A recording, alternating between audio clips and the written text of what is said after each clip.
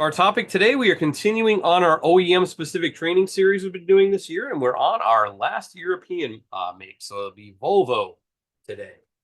So let's start with some history. So Volvo began in 1924 when Assar Gabrielsen and Gustav Larsson decided they wanted to build a car to withstand the rough Swedish terrain. So they didn't have the best roads over there back in the 1920s, at least. So they wanted to have a car that could withstand that. So they wanted to build their own car. So the first Volvo, the 04, was produced in 1927. Their first trucks began production in 1928. And as you may know, they still have trucks on the road today, large, big rig type trucks. The company acquired other companies along the way and diversified their manufacturing, including buses, engines, and architecture equipment, or agriculture equipment. And Volvo Car Company was spun off from the rest of Volvo Large in 1978, its own thing. In 1999, Ford purchased Volvo Car Company from the Volvo Group, and then Ford sold Volvo cars to Geely in 2010. So, 10, 11 years. They've said they want to be fully electric by 2030. They also have a 48% stake in Polestar. If you've ever heard of Polestar, it's an all-electric car company. So they're very closely tied together. And they're widely known as very safe vehicles. I always remember growing up seeing the commercials and oh yes, they're very safe. Very safe vehicles, had a lot of firsts with like the headrests and things like that. And the name Volvo comes from Latin, which translates to I roll. There you go. There's your little trivia for the day, I guess. So top sales models, as we know, the further along we're getting into this series, the lower sales volume they're going to have. So their number one seller for the last 10 years was the XC60, and it sold 313,709 units over 10 years. So that just goes to show, not even 500,000. So I know a lot of them are up in my neck of the woods. So New England, there's a whole lot of Volvos up here, and there's other pockets in other places, but I know it's kind of like Volvos and Subarus up here. So that's what we see. So XC60 and then the XC90, those are both, of course, they're SUVs. And then the S60, which is the first car on this list, 149,374. And you see it goes all the way down to like the S80 with 6,200 sales over the 10 years. So let's look at the representative models we have here. So 2021 XC60, that was kind of the high level for the sales that year. And it was the second generation of the XC60. 2-liter gas engine, uses a few different versions of the 2-liter, and we're going to see a common thread here too. They don't use very many different engines. It's all pretty much the same riff on a 2-liter. So 2-liter gas engine, also a 2-liter plug-in hybrid and mild hybrid were also available. So that'd be the ones with a 48-volt system, and offered with a 6-speed or 8-speed automatic transmissions. And this 2021 was the first year they made kind of a mid-generation facelift. So that was the 2021 model year there. 2019 XC60. So this is also a second generation. Also offered with that 2-liter gas engine. Also offered the 2-liter plug-in hybrid available. Didn't offer the mild hybrid in that one. And an 8-speed automatic transmission available. And then we have the 2019 S60, once again, a sedan. And that was the third generation of the S60. Once again, a 2-liter gas engine, 2-liter plug-in hybrid also available.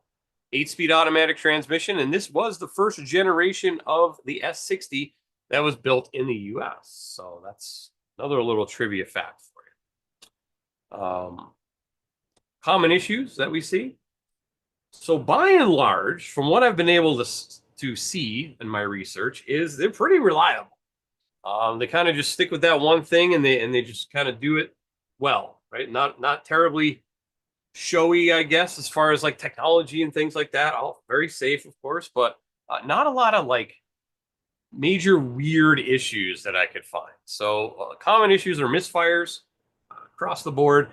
A lot of it may also stem from fuel control issues. So, too rich, too lean, that sort of thing. Get a lot of PO 171 codes, 174 codes, and brake problems.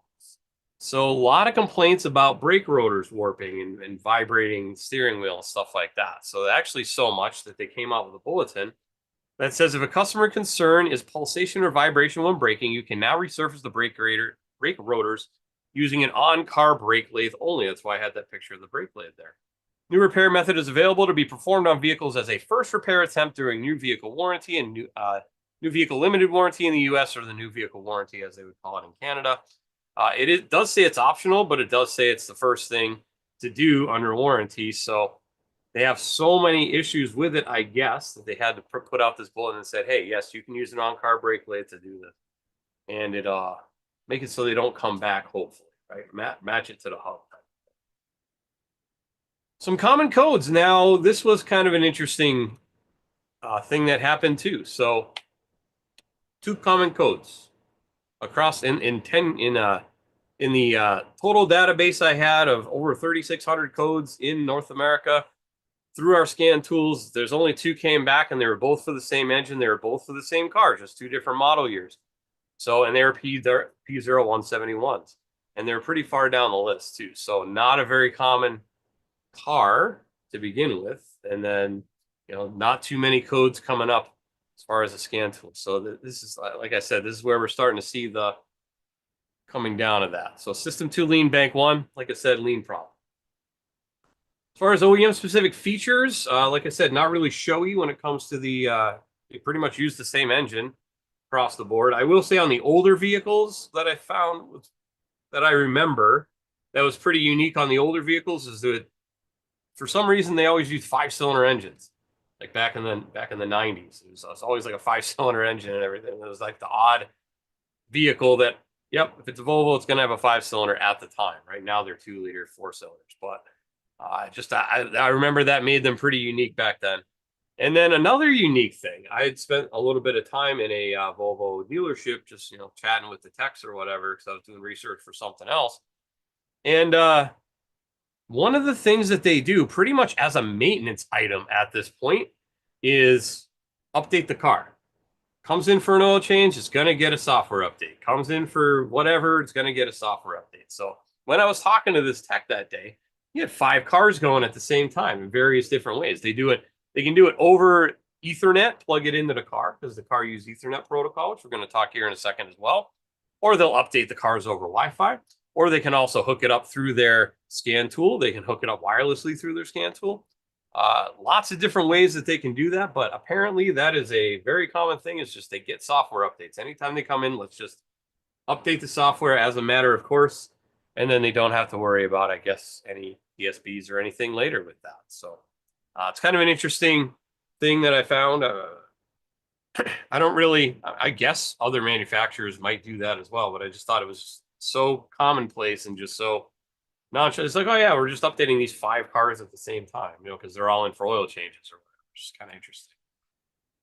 And they were one of the first ones to use Ethernet protocol inside the vehicle to communicate with modules. So we can see in here that we have all of these twisted pair wires pretty much are going to be your Ethernet wires. So this is CAN right here as well. You can see LIN, CAN, and FlexRay go into this module there, and we can see from the connector, you got CAN there. So internal to the vehicle, it also uses Ethernet. There's also Ethernet that comes back to the diagnostic connector, which means you would need an Ethernet adapter for some of our tools. So these vehicles are the ones that have Ethernet. So the XC90 was 2016 and newer. The V90 was 2017 and newer, same with the S90, then the XC40 and XC60 and 18, and the S60 and the V60, 19 and new. Now, for Snap-on tools, if you have one of these tools listed here, it would need this adapter cable. Looks like just got this big old pill in the middle of it, I guess you could call it. That's where all the Ethernet protocol speaking takes place, translation takes place, I guess. And then for original Zeus and Veris Edge, you would need that black compact scan module. If you have a Zeus Plus that already comes with it, Apollo D9, Apollo Plus, Triton D10, and Solus Plus all have it resident on the tool, so you don't have to worry about having an adapter. It's all part of the part and parcel of the chipset that's on the tool. So if you have one of these older tools, it would still need that adapter, but otherwise you would not. So any of the newer tools come with. One tip from a tech this time, couldn't really find a lot of those. Like I said, not a lot of those weird like gotcha problems on these.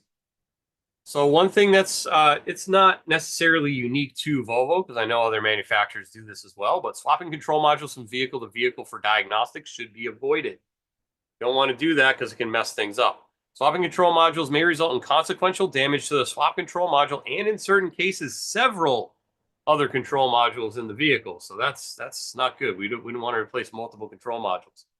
Swapping the driver information module is strictly forbidden, as the DEVI is the main carrier of the odometer function and will, in case of swapping, result in manipulated odometer values. So they don't want that. So don't swap that module. And then for service, please do not swap any control modules from the vehicle to vehicle for testing unless instructed to do so in a vehicle report by the technical help desks. As I know, dealerships for sure. I used to work at a dealership. Sometimes that is how they diagnose the car. Oh, do you have one out in the parking lot that's the same? Yeah, just swap them. You don't want to do that anymore, apparently, unless directed by their tech support. But I don't know. I'd still be pretty gun shy about doing that to fix the problem, right? Just don't do it. Easy enough. And I think probably the used modules as well. That's what I was trying to think of. So used modules as well, I would think would probably qualify under this as well. So you probably don't want to use a used module. You could cause some damage to the vehicle. All right, let's talk OEM specific functions. So as far as on the scan tool type functions, so engine related tests, there's a couple of interesting tests in there that would be pertinent to these common codes that we're talking about. So misfire counters, engine knock overview, which is for the knock sensor system, and fuel adaptation area values. So different fuel adaptations in there for the rich or lean. So you can read the adaptation areas and where it is rich and where it is lean. As far as transmission related tests, there is a transmission control module adaptation that's in there that needs to be done anytime you do transmission work. There's a couple of them in there. There's also a calibration of the gear shift sensor itself. So it needs to be done when we allow the engine to idle, hold the brake pedal depressed, move the gear selector to position neutral, wait 5 seconds, move gear selector to R and wait 5 seconds, and so on and so forth until it comes up on the screen and says it's adjusted. Right? So you can watch the data display on the functional test and have that. And another related test, I figured let's concentrate on brakes because it seems like they do a lot of brake jobs on these with the rotors and stuff. So calibration of the ABS module and also parking brake service mode, like many different vehicles now, they have the electronic parking brake. So you would go in there and put it in that mode in order to remove the brake pads. All right, so let's go live on the tool and look at some things. What can we see? All right, so I'm going to pull up my, first one I got is the XC60. I think that's the number one I want, right? Yeah, the XC60. All right. So we'll go into scanner and take a look at a couple of these tests that I just talked about. So we'll go into engine.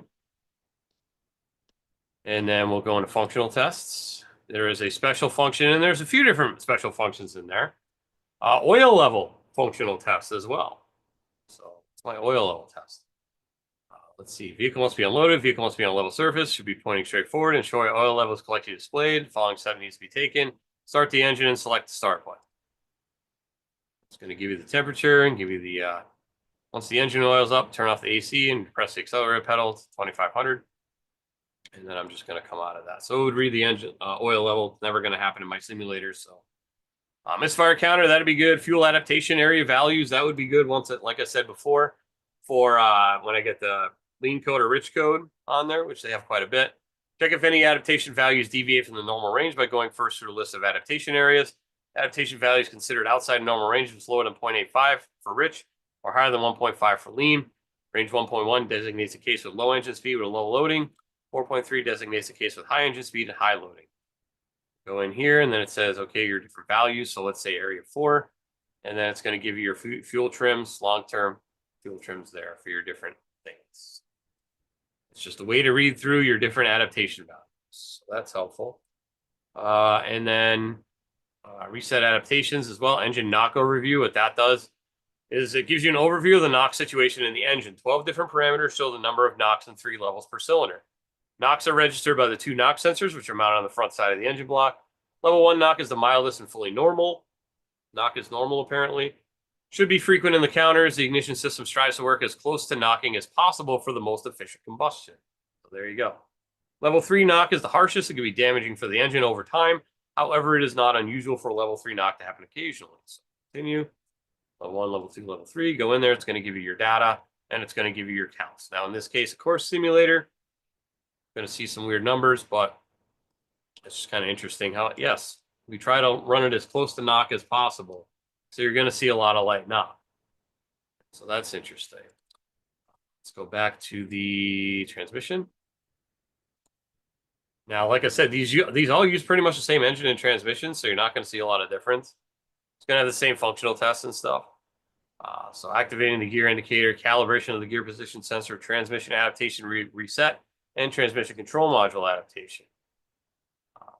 Engine transmission control module software to be adapted correctly. Gearbox oil must be checked first, must be above 15 degrees Celsius. So don't do it in the cold. After activation of adaptation mode, the correct temperature has been reached. Try and be displayed. The text and driver's information module. Gear selector must be position D, unless stated otherwise. This tells you how to run it. Go through. It's going to be displayed on the instrument panel. And then you can also do an upshift, downshift check, garage shift, and then neutral check. So like a garage shift, it's going to tell you how to do that. It's going to walk through each way to do it and complete it. Neutral check, upshift, downshift, like I said. So a lot of those adaptations need to be done when you do transmission work on these vehicles. And then let's go into brakes. Functional tests. So ABS calibration, ABS for an EV or hybrid model. Yaw rate sensor, calibration of the SAS, and parking brake service mode. So SAS is the steering angle sensor stored in the brake control module. So you have to reset it in there. And of course, it's going to fail because I'm in simulator. Parking brake service mode. It's going to activate it. So continue to activate service mode by selecting the forward arrow, or deactivate service mode by pressing the N button or selecting the back arrow. So continue, and then we can do apply the parking brake, release the parking brake, installation check, as well as activate and deactivate service mode. So those are all the different things you might need to do if you have your rotors warped, perhaps. All right, so let's take a look at SureTrack. So I'm going to go in here, and it should be in my history, actually. Let's see, 21, XC60, there it is. All right. So like I said, they didn't sell a lot of these, so there's not a lot of repair orders on these either. Not a lot of these being worked on, plus 2021, so it's fairly new. But look at that, pads and rotors, which is common. But noise heard from brakes is number one. Brake rotors, number one here. Disc brake pads, brake rotor again, brake vibrate, squealing noise, vehicle vibrates. So vibrates with stopping, a lot of brake issues. Brake caliper slide pin, brake caliper. So a lot of brake related stuff. AC refrigerant, that seems a little high too. Usually you don't see those in the top 10 unless they have a problem with that. So AC and up on that one. System to lean, post catalyst fuel trim. That's another lean type deal or rich. EVAP, misfires, EVAP, oxygen sensor, stock lean, cam position sensor, and so on. So you can see a lot of those misfires and lean codes, it's a common problem on those as well. So you can see that. All right, so that is our XC60. Let's go into our XC90, which is going to be very much the same. Like I said, they share an engine, share a transmission. I don't think there's really anything different in here, so let's just take a look. Functions. So that's got the oil level as well, misfire counter, activating the fuel pump. I think that's different, and the shutters, the grill shutter in there. Transmission. So functional tests on that. Same type of thing, because once again, it's the same transmission, and the ABS will be the same as well. As far as ADAS, though, active safety domain master. So that's like their master module for that. Radar and camera calibration available for that, for the cruise control and such. Park assist camera, side detection, backed up sounder for the body control, central electronic module, differential electronic module. I remember we added that fairly recently. for the diff, vehicle dynamics, wide angle vision module, etc. So retractors for the seat belts. All right, so that's the 2019 XC90. Let's take a look at that. XC90. It's A2. There's different engines in this, so just change the engine here. I think it's the A2 is the common one. Yeah, so 1,300 repairs on that one. Once again, not a hot seller, but pads and rotors. AC refrigerant's pretty high.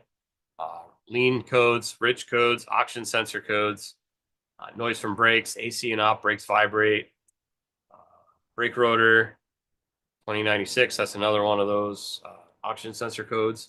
So a lot of those brake type of issues in there again.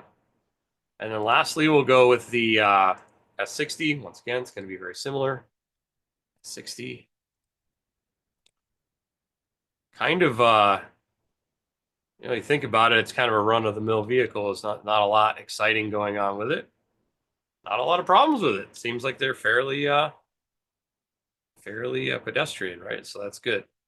Misfire counters, engine knock, misfire counter for 2 different misfire counters in there as well. Right. Then we'll go to the S60. Oops, go on history instead. Makes sense. Oops, didn't want to go service manual. Well, all right, so 1,300 repairs on that one as well. So we can see lean code, evap, idle control, pads and rotors, AC refrigerant, kind of high again. Noise from brakes, brakes vibrate, brake rotors, brakes, brake rotors, brake pads, coolant, I guess. That's probably fairly common, though you would think about that for a service. PL302, that's a misfire, right? So we can see all those different possible codes in there. Now, I will also say another thing that I know from historically is they are not great about letting data out for repair data. Right, so you can see we don't have the wiring diagrams for this 2019 DTC index. They don't give us a list of codes. Component tests, that's a little interesting because we write our own component test, but maybe on a different one. Maybe we couldn't find one to do component tests on. That's entirely possible. So you will see, as far as information is concerned, Volvo is very stingy about their information, especially historically. So that could be another thing that you run into on that. So that is Volvo. Let's talk about next week. Very exciting next week. Very exciting. It's going to be our 100th episode. It's going to be called Hidden Gems of Your Snap-on Scan Tool. So I'm going to talk about a lot of things. I know I make a conscious effort in all these other videos to try and make a lot of the stuff I talk about kind of universal, not really specifically focusing on Snap-on Scan Tools. But next week, yeah, it's going to be all focused on Snap-on Scan Tools because, hey, I work there. And I want to talk about what's cool about Snap-on Scan Tools. And that's what we're going to talk about. Some things you might not remember that were in there that you might not have used in a while. Some things you might not even know that were in there because I can guarantee there's lots of different things in there that you may have never used, may have never seen, may not even know existed. So we're going to talk about that. That's our 100th episode spectacular. Oh, by the way, you want to tune in live because we're going to be doing a pretty cool giveaway too. We have this cool like retro spinning lighted sign. It's pretty massive, pretty big. Good, excellent for the shopper man cave. We're going to be giving one of those away next week. So same time and place as always. Both will be entered during either or. You'll be entered to win, and we'll do the drawing before the end of the week, as far as I'm aware. So we're only doing it when it's live. So we're going to take however we're going to have you enter. We're still sussing out the details. But however we have you enter the contest, it's going to go bye-bye for the replay. So it's only going to be available for the live stream. So we want to get people watching live. That's the thing. So, we will be doing a giveaway, though. So that's pretty cool. We don't do it very often, but when we do, it's cool. So Hidden Gems of Your Snap-on Scan Tool next week, 6 and 9 Eastern. 6 p.m. Eastern class goes live to the YouTube channel. So go to youtube.com/Snap-on Diagnostics. Please, if you are watching on YouTube, make sure you like and subscribe. It's good for the algorithm. And then the 9 p.m. Eastern class will be going live to my Facebook page. So facebook.com/Snap-on Jason, all one word. No dash in the Snap-on. You can also watch on Zoom, snapon.com/OT to register for those. And if you want to see any of the past episodes, all 99 of them, this is episode 99 right now, anywhere from intro to ADOS through Tesla and Volvo now. So anything in between. All of them are about half an hour, 40 minutes, give or take. Depends on questions and things like that. But definitely worth your time to check out. Free diagnostic training, right? Can't go wrong. Free diagnostic training. You scan that QR code, it'll bring you right to the website or bring you right to the YouTube page and subscribe you automatically. So go check that out. Also, do we have your email address? If we don't have your email address, you are missing out on some things. So we send out things like Tech Focus articles, SureTrack blog, quick tips, diagnostic related, training related type stuff. A couple times a month. It's not like we're going to spam you every single day, like 10 different things. That's what it's going to be. So you scan that QR code. It'll send you to a form where you can fill in your information, and you will get entered. Your email address will get entered, and you'll start being able to get these things. All right, time for questions. If you did show up late on Zoom and you're not sure how to ask a question, if you do have a question, just make sure you use that Q&A function. It's at the top or the bottom of your screen, or if you're watching on YouTube, make sure you use the live chat. Looks like we got Nick talking over there, so we'll say hi to him in a minute. Also want to make sure I mention my buddy Keith. So Keith also does diagnostics training every Wednesday and Thursday. On Wednesday, it's on Zeus and Zeus Plus. On Thursday, it's on Apollo and Triton tools. And it's very, very thorough, about an hour and a half, almost 2 hours long. 7:30 Eastern, 6:30 Central, 4:30 Pacific. It's just one class each night. Like I said, Wednesday's on Zeus, Zeus Plus. Thursday's on Apollo and Triton. Go to snapon.com/OT to sign up for that. Zoom only on that. So it's kind of meant to have the tool in front of you. He walks through on his tool live on the screen, and then you can follow along on yours. You can ask questions, get your answers that you might need. It's kind of everything soup to nuts from setup through lab scope and everything in between. So he takes a break about an hour into the class. It's definitely worth checking out. He's been with us since the Sun days, since he came over through Sun Electric. So definitely check that out if you are interested. All right, let's get to questions. And looks like we are light on Zoom today, but that's okay. On YouTube, we got Nick checking in from the UK. It is very late. It says 3.2 million miles in a Volvo. Let's see, you saw a Volvo 3.2 million miles. Yeah, like we said, fairly reliable, I guess.